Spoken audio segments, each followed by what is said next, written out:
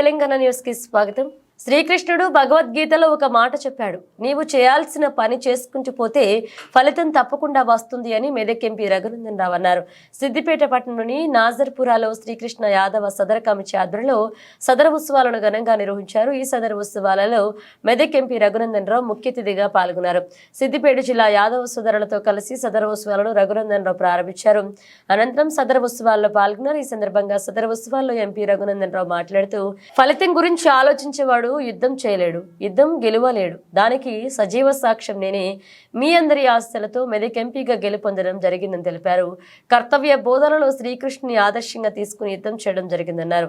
సదరు ఉత్సవంలో యాదవులందరూ కలిసి రావడం సంతోషంగా ఉందన్నారు.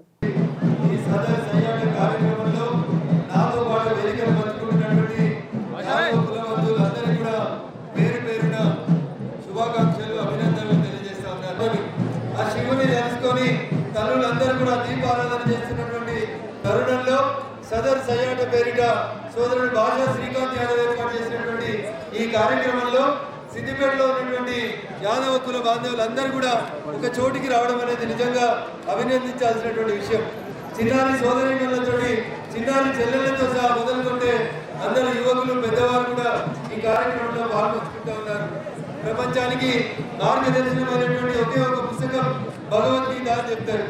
ఆ భగవద్గీతలో మనం ఎట్లుండాలి, మన కర్తవ్యం ఏంటి, యుద్ధం చేయాల్సి వచ్చినప్పుడు ఎవరి మీదనైనా ఎట్లా చేయాలి అనే కర్తవ్య బోధన చేసి అర్జునుడిని మహాభారతంలో ముందుండి నడిపించింది ఎవరు? ఎవరు? శ్రీకృష్ణ భగవానుడు. ఎవరి కులదైవం? మీరందరూ ఇంత అమాయకంగా ఉన్నారనే యాదవ కుల ప్రాశస్త్యం గురించి సిద్దిపేటలో కూడా ఒకసారి చర్చ పెడదామని చెప్పి మా యాదవ బంధువులు అందరూ కూడా కలిసి ఈ రోజు ఈ కార్యక్రమాన్ని ఏర్పాటు చేసిండ్రు. ఎవరో ఒకరు ముందుకు రావాలి కాబట్టి భాషా శ్రీకాంత్ కూడా ముందుకు వచ్చిండు. తమ్మునికి సపోర్ట్ గా ఈ పక్కన శ్రీనివాస్ ఇంకా ఈ కాలనీలో ఉన్నటువంటి అనేక మంది యాదవ సోదరులు నిలబడ్డారు. మీకందరికీ కూడా మరొకసారి మనస్ఫూర్తిగా శుభాకాంక్షలు, అభినందనలు తెలియజేస్తూ, శ్రీకృష్ణుడు భగవద్గీతలో ఒక మాట చెప్తాడు, ఫలితం ఏంటనేది పక్కన పెట్టు, నువ్వు చేయాల్సిన పని నువ్వు చేసుకుంటూ ముందుకు పోతా ఉంటే ఫలితం తప్పకుండా వస్తుంది అని చెప్తాడు. ఫలితం గురించి భయపడిన వాళ్ళు, ఫలితం ఇట్లుంటుందా అట్లుంటుందా అని ఆలోచించిన వాళ్ళు ఎవరు కూడా యుద్ధం చేయలేరు, యుద్ధం గెలవలేరు. దానికి సజీవ తార్కాణం మీ ముందు నిలబడేటువంటి మీ రఘునందన్.